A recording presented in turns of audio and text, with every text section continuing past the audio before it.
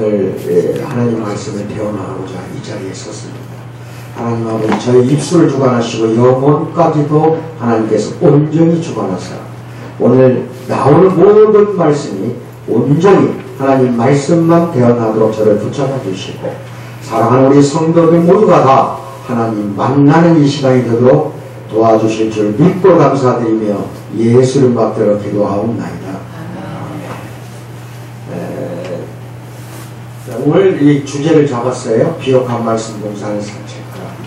이 뜻은 제가 여러 번 이야기했죠. 아침마다 일어나면 묵상하고 성경 말씀이 있고 그걸 꼭 게을리 말고 하시라고 말씀드렸는데 참으로 그렇게 하고 계셔요?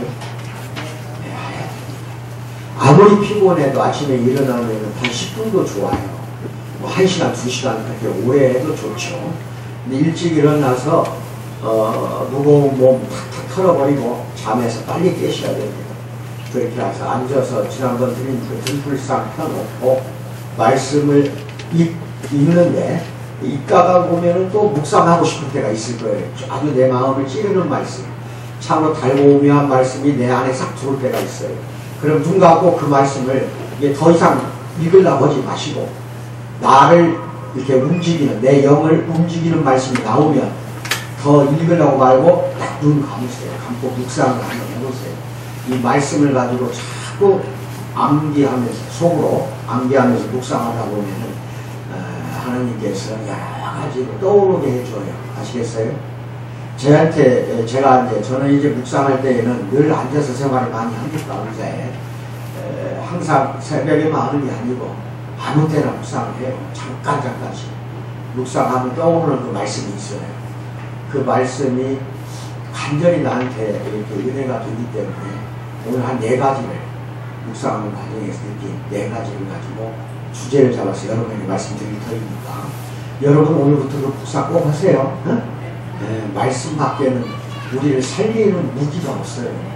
말씀과 기도와 찬양, 여기다 하나 더 보탠다면은 이제 성찬입니다. 아시겠어요? 네, 만찬하는 그 세례. 이거 외에는 우리 기독교에서 핵심되는 교회의 표지입니다. 교회를 나타내는 표지는 말씀, 기도, 찬양, 성찬, 성만찬이에요. 그 외에는 없어요. 요 4가지가 가장 핵심이고 이 4가지를 통해서 하나님이 우리를 만나주십니다. 그런데 주일날 11시 예배 한번 딱 듣고 나서 돌아가시는 즉시 또 아침마다 말씀을 묵상하지 않는다면은 또 다시 미끄러져요.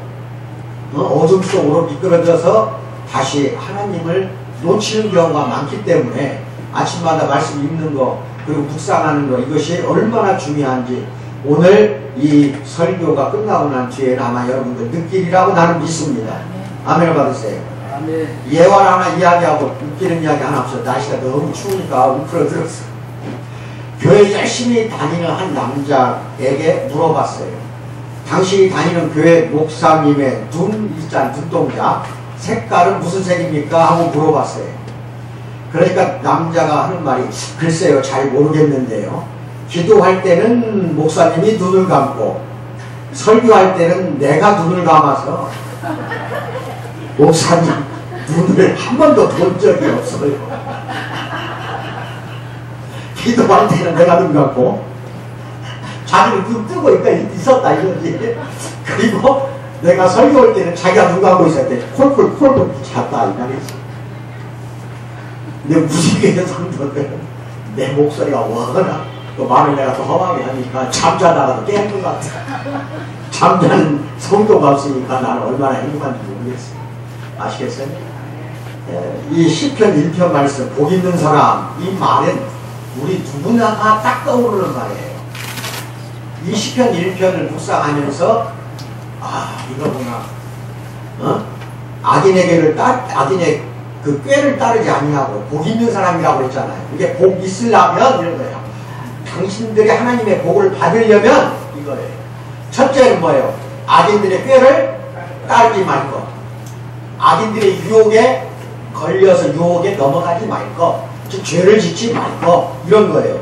그 다음에 죄인들의 길에 서지 않고, 이게 2번째고, 그 다음에 3번째, 오만한 자들의 자리에 앉지 않으며, 자기가 오만해지면 안 돼.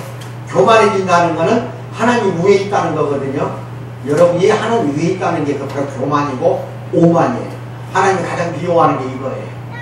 절대 그러면 안 됩니다. 이게 세 번째고, 그 다음에 네 번째가 이 중요해요. 오직 여호와의 율법을 즐거워하여 그의 율법을 주야로 묵상하는도다. 이 묵상이 나오잖아. 여기서 말씀하는 율법이라는 것은 다윗 시대이니까 그 당시 율법이라고 해야지. 하나님의 말씀. 그러니까 성경 말씀을 말하는 거예요. 여기서 율법은 신구약 성경 66권 전체를 가지고 묵상한다 이렇게 생각하시면 돼요. 아시겠어요? 예, 그걸 율법이라고 생각하세요. 뭐요? 왜 하나하나 하라 하지 마라 하는 그 율법을 말하는 게 아니라 성경 전체를 가지고 묵상하라 이겁니다.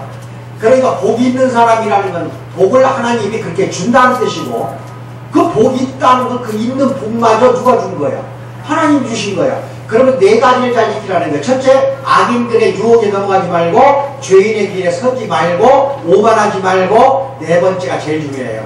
주야로, 아침 저녁으로 율법을 오직 여호와의 율법을 즐거워하면서 그의 율법을 주야로 묵상하는 자가 복 있는 자다 이겁니다. 오늘 이제 아침부터 그렇게 해야 되겠네요. 내일 아침이죠. 오늘 저녁부터 이 다윗은 주야라고 그랬어. 아침만 하는 게 아니라 저녁 때 자기 전에도 했다는 겁니다. 내가 아침에 새벽에는 꼭 하라는 뜻은 저녁에 하지 말라는 게 아니야. 그나마 하라고 아침에 일찍 일어나서 맑은 정신에 꼭 성경 읽으라는 뜻이지, 사실은 24시간 할 수만 있다면 성경책 보세요. 그런 집사님, 권사님 나는 많이 봤어요. 근데 제일 중요한 건 성경 말씀 읽고 묵상하고, 말씀 읽고 묵상하고, 이거 꼭 하시되 교만, 즉 오만해지면 안 돼. 내가 말씀을 많이 안다고 해서 교회 안에 있는 다른 성도를 무시해도 다른 성도들이 신앙이 이 깊이가 있거든요. 이렇게 얕은 신앙을 갖고 있는 분도 있어. 이제 교회 돈 얼마 안 된 분들은 그런 사람을 또 무시한다든지 그렇게 교만으로 올라가기가 쉬워요. 이게 그건 절대적으로 안 되는 겁니다. 이게 본인 스스로가 자기 자신의 영혼의 양식을 아침 저녁으로 공급받지 않으면은 항상 굶주림에 시달린다는, 이거 뭔 말이에요? 죄에게 넘어간다는 겁니다. 잘 들으셔야 됩니다. 말씀 외에는 죄를 이길 방법이 없어요. 하루 종일 24시간 동안 하나님 품에서 떠났다고 생각해 보세요. 말씀도 생각이 안 나고, 성경 읽지도 않고, 기도하지도 않고, 그러고 나가서 사회에 가서 빛과 소금의 사역을 해야 될 여러분들이 말씀 읽지 않고, 찬송도 하지 않고, 기도도 하지 않고, 밖에 나가서 한번 해보세요.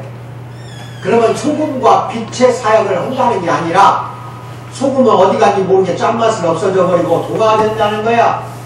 빛은 등경 위에서 불을 밝히라고 하느님이 그랬는데, 예수님이 그랬는데 오히려 숨겨진 등불이 된다 이 말입니다. 아멘을 받으세요. 말 속에 숨겨놓은 등불이 된다니까. 여러분이나 내가 그렇게 살아왔지 않았냐? 어제까지 그렇게 하지 않았냐? 뒤돌아보는 이 시간이 되기를 참으로 바랍니다. 아시겠어요? 그 왜 그랬을까? 어쩌다 한 번 오잖아요. 일주일에 한 번 내 설교 듣고는 일주일 내내 말씀도 읽지 않고 기도도 하지 않았다고 했을 때 여러분들이 무기가 있냐는 이길 무기, 여러분이 사탄이나 악마나 악령으로부터 이겨낼 무기가 없다니까요. 그래서 영적 양식은 밥 하루에 3번 먹듯이 영적 양식도 나는 3번 먹었으면 얼마나 좋겠냐 이거예요. 하루에 밥 3번 먹을 때마다 잠깐 식사기도 감사합니다 아멘 그냥 밥만 먹으려고 하지 말고, 그게 식사기도냐? 그것도 좋아. 안 하는 것보다 낫겠지. 근데 더 중요한 거는 그렇게 육의 양식도 중요하지만 하루에 3번 이상은 영의 양식도 먹으세요. 매일상. 아시겠어요? 요새는 또 스마트폰이 발달돼가지고 뭔가 내 스마트폰에도 다 이 저장이 앱이 깔려 있습니다만은 뭐 기독교 25시라든가 뭐 있잖아요. 그런 거 무료니까 깔아달라고 해서 대리점 가서 다 무료로 깔아줘요. 너 깔 줄 모르면은 대리점 그 3대 있잖아. 그럼 여기 옆에 가서 해달라고 해요. 참 친절해요. 우리 여기 옆에 바로 옆에 나가면은 큰 거 하나 있잖아요. 길가에 아주 친절해. 공짜 다 해줘요. 좀 해달라고 하세요. 다 깔아줘요. 그 다음에 목사님 설교 좀 들으려는데 유튜브 좀 어떻게 연결시키세요. 앱을 깔아달라고 하세요. 유튜브. 그럼 다 들을 수 있어요. 아시겠어요? 그런 거 공짜로 해준다니까. 여기서 교회에서 왔다고 하면 잘해줄 거예요. 우리 식구가 다 핸드폰 거기서 사니. 아시겠어요? 예. 그런 식으로 해서라도 어디 지하철을 타고 갈 때도 내 동영상, 내 설교를 이게 있잖아. 옆 사람 들으면 미안하니까 귀로라도 듣고 다니세요. 아시겠어요? 예. 이어폰으로 듣고 다니시라니까. 예. 그리고 성경 말씀 나오는 거, 천냥, 천미곡 나오는 것도 듣고 다니세요. 아시겠어요? 예. 그것이 24시간 여러분이 악으로부터 벗어나거나 유혹에 넘어가지 않는 지름길이에요. 스마트폰 다른 거 이용하지 마세요. 아, 이거 뭐 문자 달려서 와서 하루는 카톡이 몇 개나 오는지 몰라. 좀 있으면 까꿍 그래. 나는 이 카톡이라고 소리를 안 들려. 까꿍이야. 좀 있으면 또 까꿍, 이제 까꿍을 10번 하니까 그냥 이거 미치겠더라고. 한 번만 까꿍해야지. 애교가 한 번이면 딱 끝나는데. 카톡 날리라고 하지 말고, 문자 날리라고 하지 말고, 듣는 거 위주로 하세요. 아멘 받으세요. 아시겠죠? 네, 맞습니다.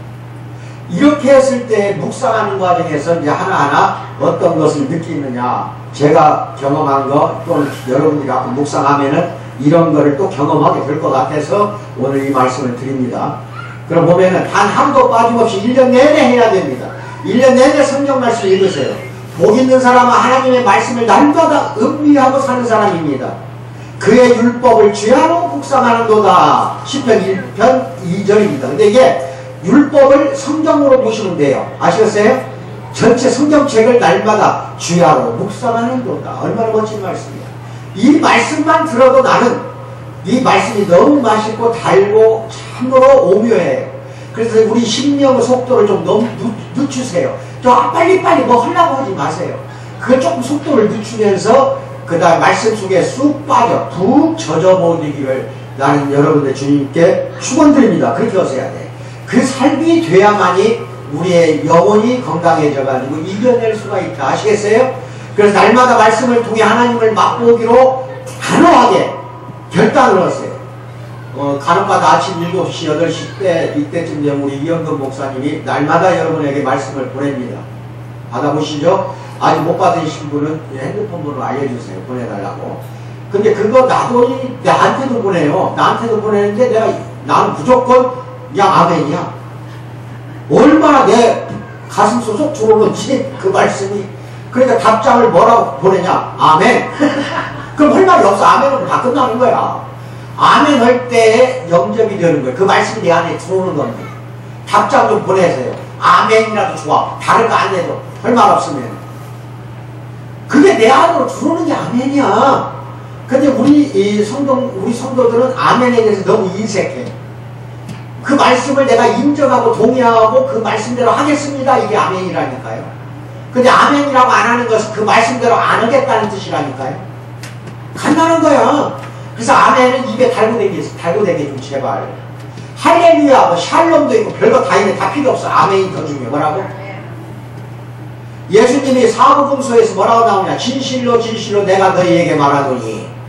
그 진실로가 아멘이야. 아멘 아멘 내가 너에게 말하노니. 그걸 예수님 당시에는 아멘을 앞에다 붙였어.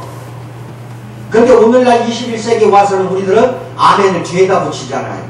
하여튼 앞에가 오든 뒤에가 오든 거꾸로지든 엎어지든 아멘 하면은 하나님 말씀이 여러분 안에 들어왔다. 이건 뭐야? 나한테 하나님이 영의 양식을 주셔서 나에게 능력과 권세와 힘을 주셨다는 뜻이고, 더 나아가서 나에게 복을 내려주셨다 이 뜻입니다. 아멘을 받았어요. 주야로 그의 율법을 묵상하면 반드시 복을 줍니다. 근데 복 받는 방법을 찾아서 헤매지 마시라는 거예요. 말씀만 음미해도 우리에게는 반드시 복을 줘요. 그게 시편 1편 1절 말씀이야. 복 있는 사람은 그러잖아요. 그걸 다 놓쳐버렸으니까. 그걸 복 받으려면 어떻게 해야 돼? 기도 열심히 하고 뭐 찬양 열심히 해도 좋아요. 그거 다 좋은 거예요. 근데 그거 더 중요한 게 뭐예요? 말씀을 음미하고 묵상하는 사람입니다. 아멘을 받으세요. 아시겠죠? 이제 말씀 속에 젖어서 사세요. 그러면 어떤 일이 벌어지냐? 다음과 같은 일들이 벌어집니다. 아침마다 하나님 말씀에 그 비옥하고 아름다운 그 동산을 이렇게 산책을 하세요. 산책하다 보면은 지금과 같은 일들이 자주 벌어진다는 것을 잘 알고 계십시오. 먼저 묵상, 첫째, 사울은 왜 죽었는가? 이걸 한번 묵상해 본 적 있어요? 이 사울은 이스라엘 초대 왕입니다. 아시겠어요? 가나안 땅의 여호수아가 광야 생활하던 모든 이스라엘 백성을 이끌고 정복하고 들어가서 점령을 했어요. 12지파에게 땅을 분배를 해줬어요. 가나안을 점령한 다음에 그 다음에 이제 사사기 시대 400년 이상을 거치면서 자꾸 그 가나안의 우상들하고 결합을 해버려요. 자꾸 우상 숭배를 하고 하나님을 멀리하고 또 진도를 하면 또 다시 또 돌아오면 또 다시 또 평화가 좀 어느 정도 지속이 되면은 다시 또 하나님을 잊어버리고 가나안 우상과 함께 결합을 해버리고 온갖 우상 숭배를 하잖아요. 이스라엘 백성들이. 그러면 또 다시 하나님이 진도하려면은 또 다시 말하자면은 또 다시 이런 반복되는 그 배반의 역사가 이스라엘 역사입니다. 우리도 마찬가지야. 여러분 언제 조심을 좋아해요? 언제 조심을 돈 많이 벌 때 조심하시오. 물질이 없을 때에는 조심하라고 해도 조심할 게 없어. 물질이 많을 때 반드시 조심하세요. 왜? 물질이 많을 때 하나님을 잊어버리면 훅 불어버립니다. 이게 내가 돈이 많이 번다든지 물질이 많다는 뜻은 이제 너 곧 조심하라. 너한테 징벌이 떨어질 수도 있다 이 뜻이에요. 하나님이 물질을 주어서 여러분들 시험한다는 뜻이에요. 그래서 나를 쳐다보는가 바라보는가 나만 생각하는가 누구를 또 바라보는가를 하나님이 여러분에게 지켜보고 있어 위에서 내려다보고 있다니까요. 근데 이스라엘이 꼭 이제 평화로운 세월이 한 50년 가면은 반드시 배반하는 말하자면 반역이 일어난다니까. 이스라엘이 그래요. 우리나라도 한 10년 막 민주주의가 발전하고 돈을 많이 벌고 국가가 부유해지고 우리가 2만 달러, 2만 5천 달러 GDP가 막 올랐으면 막 이렇게 막 부하고 뭐 이상 막 떠! 막 거품이 막 올라가. 그때에는 반드시 우리나라 망하는 징조입니다. 왜? 하나님을 잊어버리거든요. 물질이 내 눈앞에 있을수록 조심하라는 겁니다. 이때는 말씀으로 이겨내는 수밖에 없어요. 국가도 마찬가지고 개인도 마찬가지예요. 지금 자꾸 경기가 암흑기로 돌아가는 이유가 왜 그런 줄 아세요? 정치인을 비롯해서 우리나라 전체 국민들이 이미 하나님을 잊어버렸어요. 교회마다 대형교회 사건 사고 치는 것 보면 이거 완전히 이게 무엇인지를 나도 모르겠어. 그것을 바라보는 국민들은 기독교를 멸시하고 떠나고 무시하게 돼 있다 이겁니다. 참으로 악한 세대에 지금은 그럴 때일수록 하나님을 바라봐야 됩니다. 그럴 때일수록 말씀을 묵상하세요. 그 대표적인 게 사울왕이에요. 그래가지고 사사기 시대가 끝나고 나서 이제 사무엘이 선지자로 있을 때 온 나라 백성들이 이제 사사도 싫다. 사사는 재판관, 심판관이라는 뜻이야. 하나님 신정 통치를 받지 않겠다는 뜻이야 그게.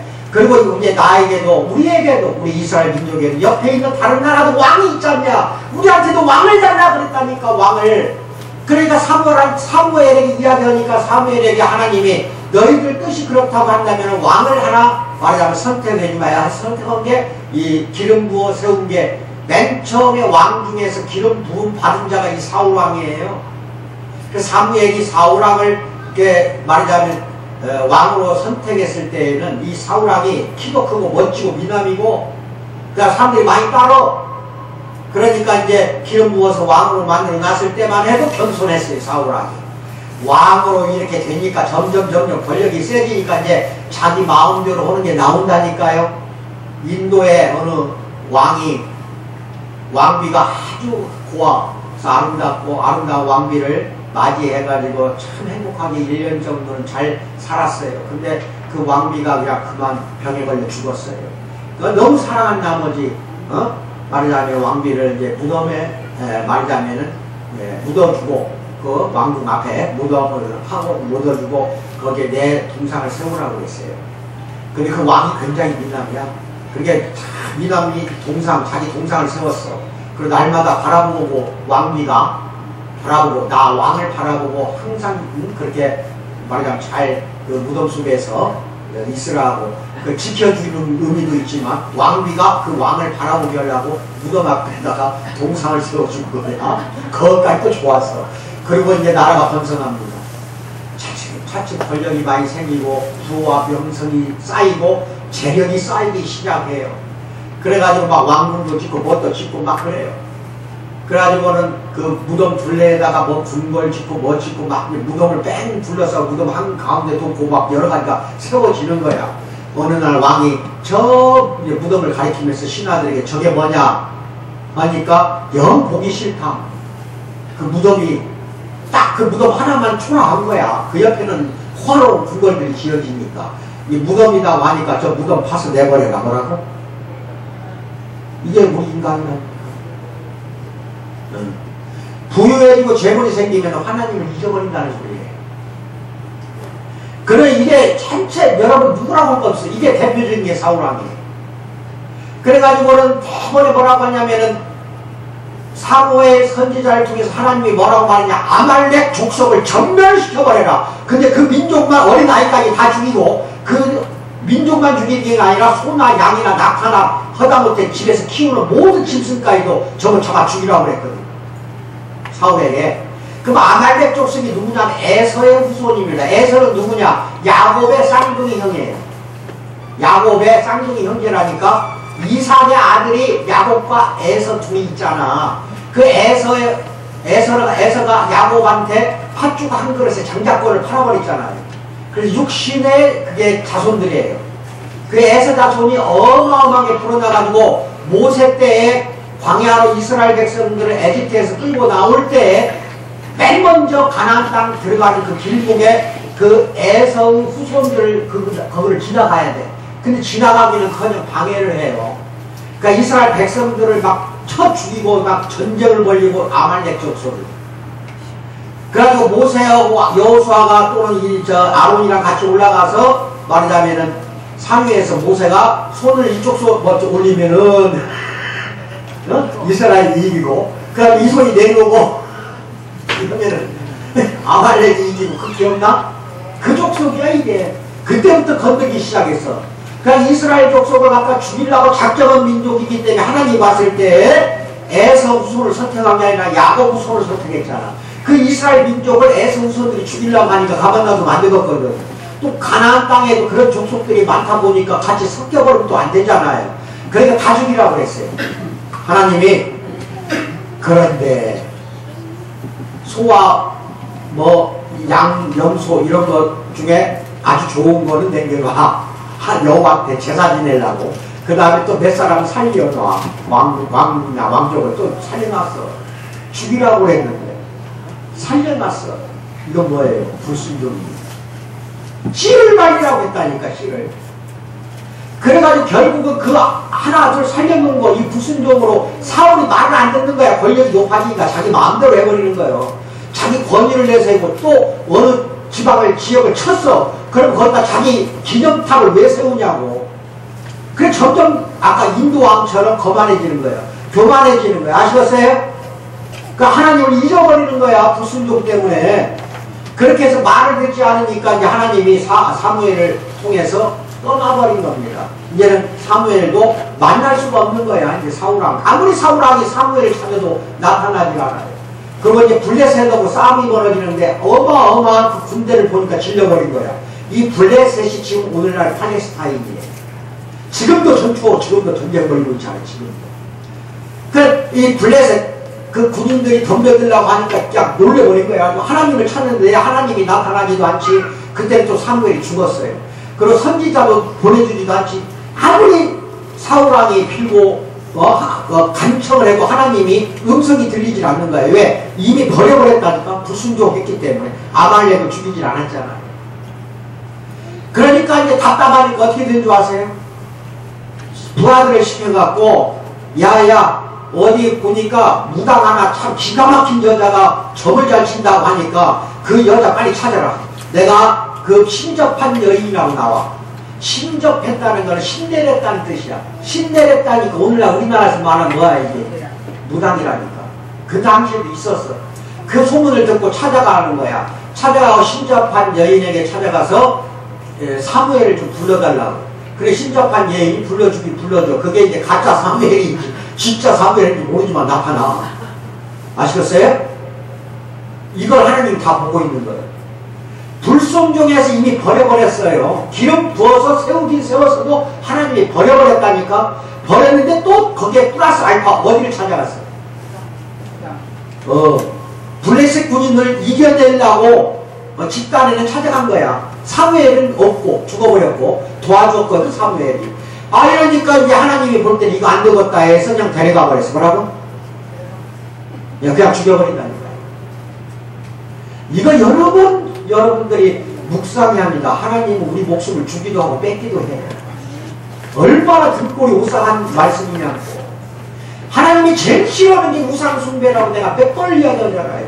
눈에 보이는 깎아만든 우상뿐만 아니라 눈에 안 보이는 우상까지도 절대로 여러분들은 마음속에 이만큼이라도 갖고 있는 즉시 하나님은 진노가 떨어집니다. 왜? 나를 배신한 거거든. 하나님 입장에서. 나만 섬기라고 여러분을 만들어줬다니까. 나만 영광을 바치라. 나한테 영광을 돌리라고 우리를 만들어줬는데 어떻게 신접하고 무당 그 귀신들을 찾아가냐고. 아시겠어요? 그게 여기 나오는 빨간 글자 다 읽어보세요. 아시겠어요? 예. 거기 두 번째 대상, 첫 번째 역대상 10장 4절 보면 맨 마지막에 칼을 뽑아서 그 위에 엎드러지니 나와요, 안 나와요? 나와요? 여기 보시면은 여기 있잖아요. 사울이 자기 칼을 뽑아 땅에다 딱 세워놓고 그 위에 딱 엎드려졌다는 건 자살했다는 뜻이야. 자살을 했어요. 그리고 여기서 보면은 무당, 신접한 자에게 가르치기를 청하고, 사울이. 죽기 전이고, 이건 죽은 거고, 죽기 전에. 그 다음에 또 여기는, 자, 마지막 대상 10장 14절 같이 읽어요. 시작. 여호와께 묻지 아니하였으므로, 여호와께서 그를 죽이시고, 그 나라를 이새의 아들 다윗에게 넘겨줬더라. 이제 다윗 왕이 나타나는 거예요. 이 다윗 왕을 또 얼마나 질투했는지 몰라. 왜냐하면은 사울은 또 아들이 있잖아요. 요나단. 아들이 이제 왕위에 이어줘야 되는데 또 다윗하고 친해. 그래가지고 다윗을 질투할 수밖에 없으니까 국민들이 사울왕한테 만세하는 게 아니라 다윗한테 만세해. 갑자기 블레셋하고 싸우면 골리앗도 이겨버리잖아. 목동 출신의 다윗이 조그만해서 돌팔배 떨려가지고 거부니까 한 2m 넘는 것 같아. 그 골리앗을 갖다 돌로 쳐서 그냥 죽여버리잖아요. 이런 정도로 큰일을 하니까 다윗한테 넘겨주는 거야, 하나님이. 아시겠어요? 누구를 죽이고. 자, 그렇게 잘 보세요. 이렇게 뭐라고 써. 사울이 자기 칼 위에 자기 엎드려졌다는 게 자살이지. 그럼 여러분이 생각할 때 이거 하나님이 죽인 거 아닌 걸로 알고 있다니까. 자살하게 만든 사람이 누구냐고. 그거 알아야 돼요. 결국은 내가 불순종하고 내가 자살했다고 하지만 여러분도 우리 주변에서 그런 사람 많아요. 그 어떤 사람이 자살했다고 합시다. 그럼 하나님이 자살시킨 거라니까? 지옥 보내려고 하는 거예요. 그 자살했다는 거는. 여러분 잘 아세요. 우리 크리스찬들은 절대로 자살해서는 안 돼. 왜? 이 목숨을 누가 만들어준 거야. 그럼 내가 자살하려고 맘먹고 막 덤벼드는 사람들은요, 결국은 하나님이 데려가려고 하는 것이 많아요. 사울도 하나님이 죽이려고 자살시킨 거라니까? 무슨 말인지 알아요? 죽인 거는 결국은 하나님이에요. 에? 그래서 레위기 20장 27절에 뭐라고 나오냐? 잘 들으셔야 됩니다. 여기는 없어요. 남자나 여자가 접신하거나 박수무당이 되거든 반드시 죽일지니 곧 돌로 그를 쳐라. 그리고 그들의 피가 자기들에게 돌아가라. 이런 정도 무서운 말이 나오잖아. 접신하거나 남자나 여자가 접신하거나 박수무당이 되면은 돌로 쳐 죽여버리라. 이게 레위기에 나오잖아요. 그 정도로 우상을 싫어한다니까 하나님은. 그래서 제사 때 내가 저러지 말라고 하는 것도 잘 알고. 또 신명기 18장 9절에서 14절에 뭐라고 나오냐? 너 하나님 여호와께서 내게 주시는 땅에 들어가거든 너는 그 민족들의 가증한 행위를 본받지 말 것이니 그의 아들이나 딸을 불 가운데로 지나가게 하는 자나. 이게 뭐야? 몰렉. 언제가 이야기했지? 몰렉신. 그 다음에 점쟁이나 길흉을 말하는 자, 점쟁이, 요술하는 자, 마술 좋아하지 마세요. 제일 싫어하는 게 하나님 그거예요. 요술 부리고 마술 부리는 자, 그 다음에 무당, 그 다음에 진언자, 신접자, 박수자, 그 다음에 초혼자, 초혼은 혼을 불러들이는 사람들. 이런 사람들 너희 가운데 용납하지 말라. 이거 하나님 명령이에요. 그런데도 여러분들 이거 가까이 큰일 납니다. 지난 세월 동안 한 번이라도 안 찾아갔다 하면 내가 손가락에 장을 지을 수도 있어. 지난 세월 점치러 많이 갔어. 근데 지금 살아있어. 우리 하나님 용서한 거지. 근데 용서한 게 아니라 지켜보고 있는 거니까 빨리 지난 세월 동안 한 번이나 찾아가서 회개하라니까 하나님 용서해 주세요. 이제 다시는 안 찾아갔고 이게 회개야. 그러면 하나님 용서해 줘요. 이거 절대 용서 안 합니다. 이런 정도인데 이미 모세 때 이게 신명기와 레위기에서 하나님이 하신 말씀인데 훨씬 뒤에 사울왕이 이걸 어긴 거예요. 아시겠어요? 어기니까 그냥 데려가 버리잖아요. 그래 자살시켜버린 거야. 어떻게 보면은 하나님이 죽인 거다 이겁니다. 이게 여러분이나 내가 이런 상황에서는 어떻게 할 것인가를 여기서 잘 묵상을 하라 이거예요. 말씀을 읽다 보면은 막 이제 떠오른다 이 말이야. 이 말씀에서 어떤 것이 떠올라? 등골이 썩늘어다니까. 그 지난주 내가 설교 올 때 눈에 안 보이는 우상에 대해서 10몇 가지를 이야기했어. 10가지 넘게 이야기를 해드렸어. 그게 다 우상이야. 그것도 용서 안 한다니까 하나님. 야, 24시간 온전히면 누구를 위해서 살으라는 뜻입니까? 빨리 받으세요. 아멘을 받으셔야 돼. 하나님이야. 그래서 사울이 죽은 이유는 자살이었고 그 이유는 그가 진적부터 여호와께 범죄했기 때문이에요. 또 다른 이유는 뭐야? 하나님이 그를 죽이신 겁니다. 물리적으로 자살이 있다고 해서 도덕적인 원인, 즉 불순종이 없었다는 뜻이 아니에요. 불순종과 자살, 이거는 죽음을 자초했다고 해서 하나님이 그를 죽이지 않으셨다 이렇게 봤다면 큰일 나요. 어떤 사람이 자살을 해요. 하나님이 왜 죽여? 안 죽여서 하나님이 지가 잘못해갖고 자살한 거야 이렇게 이야기하잖아 여러분들이. 아니야. 하나님이 죽여버리는 거예요. 그게 범죄는 하나님 가장 큰 범죄가 뭔 줄 알아요? 우상숭배입니다. 그래서 10계명, 1계명, 2계명이 우상에 대해서 엄청나게 이야기하고 있잖아요. 그것만 잘 지키면 돼. 눈에 안 보이는 우상이 더 무서워요. 그래서 지난주에 내가 다 이야기를 한 겁니다. 사울이 죽은 이유를 자기 행동의 당연한 결과 때문이라고만은 말한다고 한다면 성경에 충실하지 못한 것이다 이거예요. 여호와께서 그를 죽이셨다는 말도 함께 해야 되고 당연한 인과적 결과뿐만 아니라 진짜 형벌이 있었다. 왜? 하나님은 인격이기 때문에 그분이 그를 인격체를 무시해서 이 사울이 그러니까 죽여버린 겁니다. 하나님은 인격이에요. 우리가 똑같은 인격을 갖고 있어. 그러니까 무시하면 인격을 무시한 것이라니까 인격을 그냥 죽여버리는 거예요. 여러분 그거 잘 하셔야 됩니다. 친히 하나님이 재판장이 되고 사형 집행인이 돼서 그를 벌을 하셨고 그분의 진노가 따랐고 죽음과 지옥을 인과적인 결과로만 돌려버리면 안 돼. 이건 다 누가 역사하는 거예요?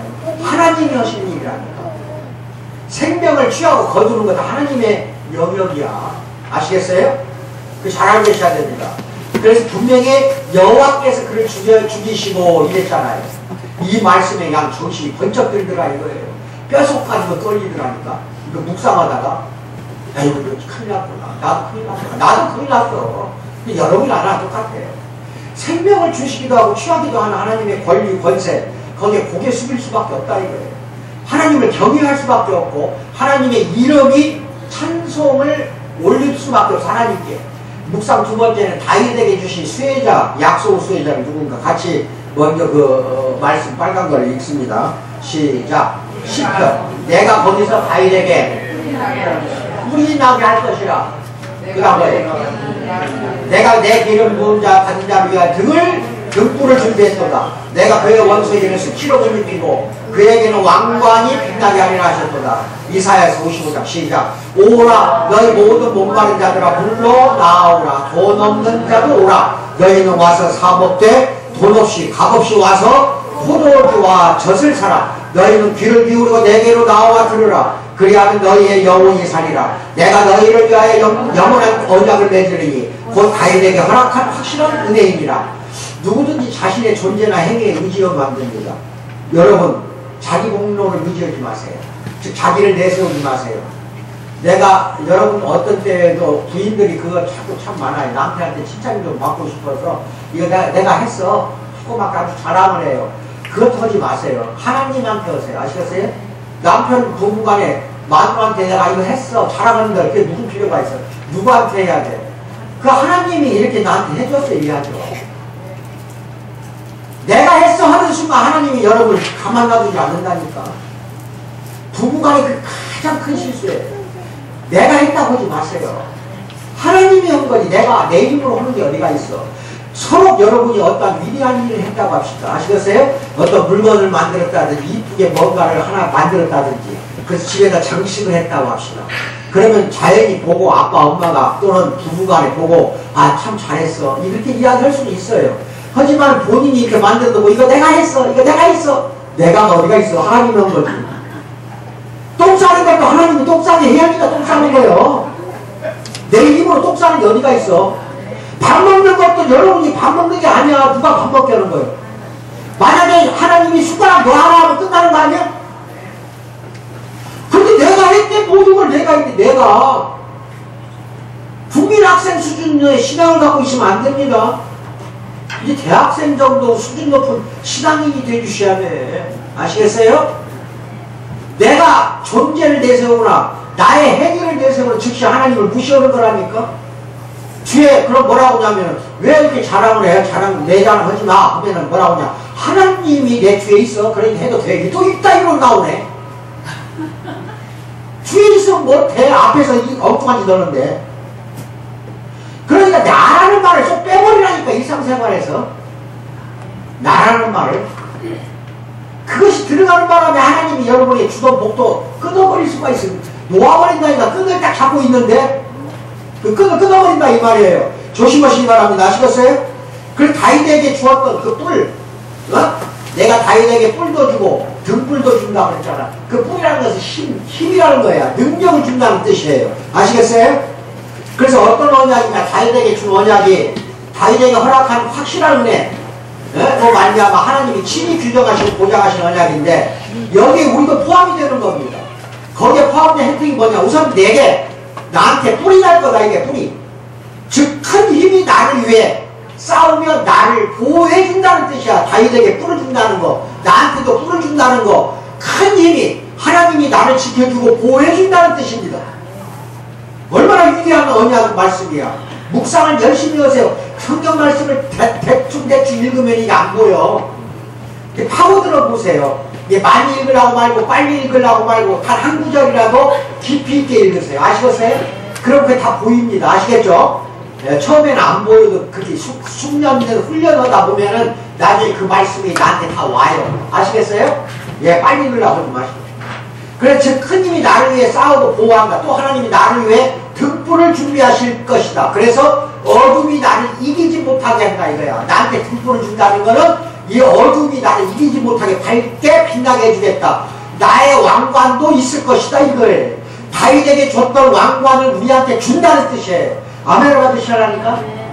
다윗의 자손이 예수님 보좌에 나도 함께 앉게 해준다는 거야. 아시겠어요? 보좌에 하나님 우편에 또 왼쪽 편에 야고보와 요한이 서로 자리 다툼 했잖아. 보고서에 나와. 하나님 내가 하나님께 가면은 내 자리는 예수님의 오른편, 예수님의 왼편에 나를 주세요. 어머니가 또 부탁을 해. 어머니가 야고보 요한 어머니가 사도 요한을 말하는 거예요. 이거 이 두 형제감이거든. 부탁 안 해도 보좌에 앉게 해준다 이 말. 남해를 받으세요. 예수님 보좌에 나도 함께 앉게 해주겠다. 그리고 그분과 함께 다스린다 이 말입니다. 다스려요 이생을. 그렇게 죽기 전에 여러분들이 하나님 말씀에 얼마만큼 순종해야 한다는 거 아시겠죠? 요한계시록 3장 21절 시작. 이기는 그에게는 내가 내 보좌에 함께 앉게 하여 주기를. 내가 이기고 아버지 보좌에 함께 앉은 것 꼭 같이 내 보좌에 너희들을 데려다 앉혀주겠다는 거야. 그리고 심판할 때 같이 해주겠다 이거예요. 아멘을 받으셔. 신천지처럼 말이야. 무슨 파 12지파를 만들어가지고 그 지파에 들어가면 어찌고 저찌고 그럴 필요도 없어. 예수님만 잘 믿어. 그러면은 딱 올라가고 예수님이 자기 보좌 옆에 앉혀놓고 너희들이 나와 함께 지금 재림할 때 심판도 같이 하자 이거예요 지금. 아시겠어요? 12지파 들어가려고 하지도 말어. 아이고 예수님 옆에 앉혀준다는 게 아니가 있어요? 네. 그 다 이단적인 이야기는 즉 성경에 안 나오는 건 전부 다 이단이에요. 거기에 현혹돼서 넘어가지 마세요. 다윗에게 주신 그 혜택이 내게 미친다는 그 놀라운 일, 묵상을 맡을 때마다 다윗의 그 하나님의 능력과 권세에 감탄할 수밖에 없고 우리를 향한 하나님의 사랑은 확실히 보장됐다는 것을 우리가 뼈저리게 느낄 수 있다. 우리 묵상 잘하세요. 세 번째, 무엇을 하든지 예수님의 이름으로 하세요. 이게 복받는 가장 큰 길이에요. 또 하나의 길인데 이게 고린도서 3장 17절 시작. 또 무엇을 하든지 말이나 일이나 다 주 예수의 이름으로 하고 그를 힘입어 하나님 아버지께 감사하라. 무슨 일을 하든지 말을 하든지 일하든지 다 누구 이름으로 하는 거야. 내 이름으로 하는 거야. 예수님 이름으로 하는 거야. 그러니까 예수님의 이름만 하세요. 예수님 이름만. 그래서 기도할 때 맨 마지막에 쭉 간청하는 기도로 하든 뭐라든 끝에 가서 뭐라고 그래. 주 예수 이름 받들어 기도합니다. 아멘. 이제 알았어요? 24시간 무슨 일을 하든지 예수님 이름으로 오세요. 그랬을 때 하나님이 여러분에게 복을 줘요. 왜? 자기 아들을 갖다가 굉장히 높여주니까. 하나님을 볼 때에는 그래서 누가복음 10장 17절 이건 이제 능력까지 준다니까 어떤 능력인가 이걸 읽어봐요. 시작. 70인이 기뻐하며 돌아와 이르되 주여 주의 이름이면 귀신들도 우리에게 항복하더이다. 아멘. 복음서에서 보면은 예수 제자가 12명만 있는 거 아니야. 제자 중에 70명을 2명씩 짝지어서 파견을 합니다. 전도하라고. 근데 이스라엘 고을에 파견을 시켜. 그래서 너희들이 가서 내 이름으로 말하자면은 귀신도 몰아내고 쫓아내고 그런 여러 가지 전도 활동도 하고 말씀도 선포하고 돌아와라 그랬더니 70명이 돌아와서 깜짝 놀랄 거야. 그래가지고 예수님 하면서 방방 뜬 거야. 왜 떴어? 주님의 이름으로 했더니 귀신들이 다 항복하고 물러나더이다. 아멘. 우리 상희 엄마가 이번에 여기 온 첫날 치매는 그 죽어도 불치병이 안 돼요. 치매. 그래가지고 제가 기도를 잘 잘해요. 기도니까 바로 감사하고 돌아왔잖아요. 사탄이 갖고 있어. 그래서 예수님의 이름으로 악령과 마귀와 귀신은 여러분 그런 말 많이 하잖아. 나사렛 예수 이름으로 물러날지어다. 예수 이름으로만 하면 물러나게 돼 있어. 그러더니 이제 다음 주에는 또 이제 모시고 온다고 하는데 어제 전화해보니까 다시 또 원위치만 해버렸더라고. 강릉 가니까 다시. 그러니까 내가 또 그 자리에서 그냥 전화로 기도해주고 아시겠어요? 전화로. 그 다음에 성경 말씀을 자꾸 듣게 하는데 그 기특하지. 내가 시키지도 않으면 24시간 그 스마트폰에 나오는 성경 말씀을 듣게 해준다니까. 그거 하고 있다고 오늘도 그거 했다고. 그래서 어디 교회를 가고 싶다길래 내가 기도해줄게 가져가라. 왜냐면 강릉에 그 지역이 좀 이상한 귀신들이 많아요. 그 느낌이 그렇더라고요. 그래서 강하게 하나님 말리더라고. 내가 기도하는 걸로 너 예배 끝났다 가지 말라고 했어. 왜냐면 잘못된 교회로 가면 더 이제 그 강릉에 이단이 많아요. 엄청나요. 신천지도 알게 치는 데다가 몰몬교부터 시작해서 이게 굉장히 많다니까. 그리고 집에서 그냥 기도 내가 한 걸로 예배를 드린 걸로 내가 인정하겠다. 이랬어. 여러분도 잘 알고 계십시오. 70명을 보냈더니 다 귀신 쫓아낸 것 같다니까. 그럼 이거 목사만이 하는 게 아니에요. 여러분 여기 누가 아픈 사람이 왔어. 그러면 여기 집사, 안수 집사가 두 사람 내가 했는데 안수 집사가 바로 귀신 쫓아내고 그런 능력을 줬다는 걸 믿어야 돼. 근데 안수 집사가 그런 게 아니야. 일반 집사들도 일반 성도도 귀신 쫓아내는 능력을 하나님이 줬습니다. 왜 줬어? 예수님을 연결했기 때문에. 아멘 받으셔야 됩니다. 알았어요? 예. 그것도 아이고 나는 뭐 이제 시작하기 얼마 안 됐는데 난 무슨 내가 기도 온다고 귀신 나가겠어? 이러면 나한테 귀신이 들어와 버리더라고. 이미 귀신 쫓아내는 능력을 줬는데 나의 뭔 능력이 있다고? 이러면 들어와버린다니까. 예수님 능력을 나한테 줬는데 그 능력을 부인하면 귀신 능력만 들어오는 거거든요. 이제 아시겠어요? 여러분에게도 다 주 예수 이름으로 편재성과 능력을 주었어요. 아시겠어요? 그리고 어디 갔었든지 주 예수 이름으로만 살고 주 예수의 능력을 힘입어서 생활해 나가는 사랑하는 우리 공동체 성도 되기를 주의 이름으로 축원드립니다. 묵상 네 번째는 뭐냐면은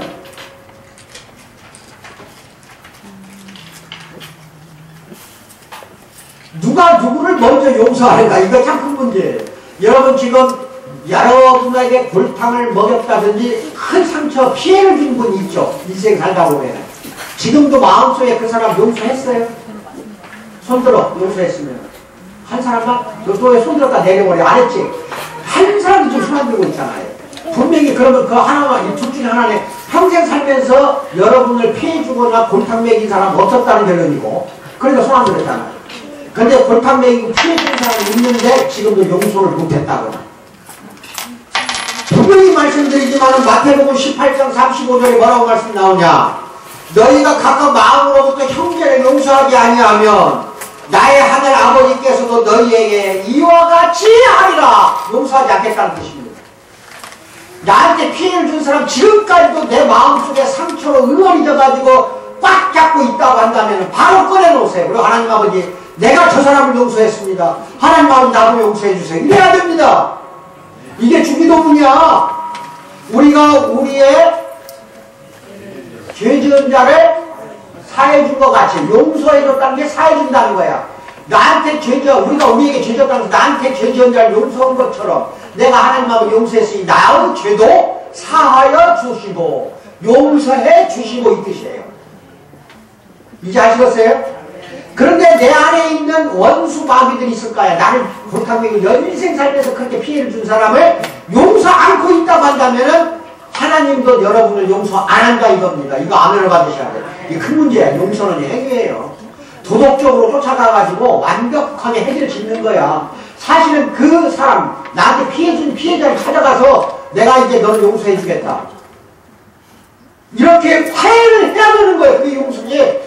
속으로만 용서하는 게 용서가 아니야. 원래는 만나서 해결하세요. 만나서 해결하지 않으면 절대로 하나님을 용서 안 합니다. 그게 주기도문이야. 예수님이 만들어준 기도문을 무시하지 마세요. 아시겠어요? 이 용서가 그만큼 어려운 거예요. 알아. 누구보다 제가 더 잘 알아요. 왜? 나는 이제까지 당하고만 살아왔으니까. 어마어마하게 당하고 살아왔는데 제가 6번 쓰러지고 7번째 회사까지 일어났다고 그랬잖아요. 근데 6번마다 나를 죽인 사람이 한두 명이겠냐고. 한 번은 10몇 명이 죽이더라고. 10몇 명이. 한 번은. 한 사람 두 사람이 아니라니까 저를 죽인 사람은. 그런데 난 다 이게 생각이 안 나 이제는. 찾아가서 죽이려고 하면 하나님이 미리 다 죽여놔 버렸어. 뭐라고? 그러지 뭐 용서도 나가도 말에 데려가 버렸으니 어떻게 하는 거야. 천국까지 가서 용서 따라가서 용서를 해야 되거든요. 이제는. 이런 지금 난리라니까요. 여러분 잘 알고 계세요. 용서는 반드시 행위가 포함됩니다. 말로만 하는 거 용서가 아니에요. 말로만 하는 건 관용이라고 해요. 뭐라고? 관용. 관대하게 봐줬다는 뜻이야. 근데 관용은 포용과 관용. 포용하는 거 상대방을, 나를 피해준 사람을 포용하고 관용하는 거 두 개를 합쳐서 용서라고 한다니까. 그래서 용서는 직접 찾아가서 만나서 내가 너를 용서해 주겠다고 선포하는 거라니까. 해야 돼요. 그랬을 때 꼬이고 꼬였던 여러분의 모든 직장 문제, 직업 문제, 돈 문제가 다 풀리고 하나님이 우리에게 주실 복을 다 주어요. 그랬을 때 일용할 양식을 주겠다는 거야. 이게 주기도문에 나오는 거예요. 골로새서 3장 13절 시작. 누가 누구에게 불만이 있건 서로 용나와 피차 용서하되 주께서 너희를 용서한 것 같이 너희도 그렇게 용서를 하라 이겁니다. 우리가 누구누구를 용서하오니 하나님도 우리를 용서해달라고 기도를 합니다. 그러나 이 말씀은 용서가 우리에게서 시작된다는 뜻이 아니고 오히려 그 거꾸로 정반대입니다. 왜 반대냐? 사도행전 10장 43절에 이런 말씀이 나와요. 뭐라고 나오냐면은 그를 믿는 자마다 다 그의 이름을 힘입어 죄사함을 받는다 이렇게 나와요. 사도행전 10장 43절에 그 예수님의 이름을 힘입어 죄사함을 받는다. 이 죄사함이 용서예요. 용서를 먼저 받은 게 우리라니까 이미. 그래서 하나님이 먼저 우리에게 용서를 해 주었기 때문에, 즉 우리가 먼저 용서를 받았기 때문에 죄사함을 받았다니까. 우리가 즉 구원을 받았다는 뜻이야. 구원을 받았기 때문에 우리는 겸손과 기쁨과 감사와 소망의 마음으로 다른 사람들에게도 용서를 베풀 수 있어야 된다는 거예요. 그렇게 해서 용서를 우리에게 해줬는데, 먼저 우리를 용서해주고 죄를 사해줬는데, 상대방 형제를 용서를 안 하면 다시 우리를 용서 안 하겠다 이거예요. 이게 보험서에서 나오는 빚을 크게 지었어요, 한 사람이. 그래가지고 탕감을 해줬어요, 빚을. 어마어마한 빚을 줬어. 그래가지고 말하자면 탕감해줬더니 밖에 나가는 즉시 자기한테 빚진 자가 하나가 나타나네. 그러니 나한테 1억 원이 빚을 진 걸 탕감해줬다고. 1억을 갚아준 거야, 주인이. 그러니 나가고 보니까 나한테 1,000원 빚진 놈이 지나가는 거야. 멱살을 붙잡고 1,000원 내 돈 안 내놔 이 자식아 그래 버렸단 말이야. 이미 용서 받았잖아. 받았는데 나가고 다른 사람 용서 안 하잖아. 바로 내려갑니다. 뭐라고? 그러니까 한 번 하나님이 나를 용서했다고 해도, 용서했어, 용서 받아서 우리가 다른 형제를 용서를 안 하면 당시 하나님이 우리를 용서 안 한다는 뜻이야, 그게. 이거 다 놓치면 안 돼. 이거 놓치면 큰일 납니다. 아시겠어요? 그래서 다른 사람들을 용서한다는 거는 우리에게 믿음이 있다는 뜻이야. 나한테 하나님을 믿는 믿음이 있기 때문에 용서하는 거예요. 근데 나한테 주신 믿음이 없잖아. 하나님 주신 믿음이 없으면은 절대적으로 상대방을 용서하지 않는다는 거예요. 이건 유사모가 잘 그래야 돼. 어디서 웃고 난리야? 우리가 그리스도와 연합했잖아. 연합했으며 성령이 우리 안에 내주하고 있다는 증거가 바로 뭐야? 용서와 자비예요. 상대방한테 자비도 베풀고 용서도 베푸는 우리 사랑하는 우리 성도 되길 바랍니다. 2015년이 시작한 지 얼마 안 됐어요. 그렇게 하세요. 아시겠어요? 그러나 우리는 여전히 또 죄를 지어요. 요한일서 1장 8절 10절 보면 나와요. 그래서 하나님께 나아가 그리스도가 우리를 위해 이루신 일을 새롭게 다시 회개하고 다시 적용을 받아야 돼요. 용서를 새롭게 적용받아야 돼요. 하나님께 용서를 다시 받아야 한다니까. 죄를 늘 지으니까. 아시겠죠? 그런데 우리 안에 용서하는 마음을 품고 있다면, 확신을 가지고 하나님께 만약 용서하지 않는 마음을 갖고 있다면 우리는 확실하게 하나님께 나갈 수가 없어요. 우리가 누구누구를 용서하고 우리 죄도 사하여 주십시오라는 기도, 이게 참 얼마나 멋진 기도인지 몰라요. 그것은 이런 말과 같아. 아버지여, 그리스도가 값주고 사신 자비를 저에게 계속 베풀어 주소서. 그 자비로 인해 저도 복수심을 버리고 아버지가 제게 베푸신 대로 다른 사람들에게 베풀기 때문입니다. 이 뜻이에요. 아멘을 받으세요. 마지막 기도가 이렇게 되어야 됩니다. 다 같이 이 기도문을 읽어요.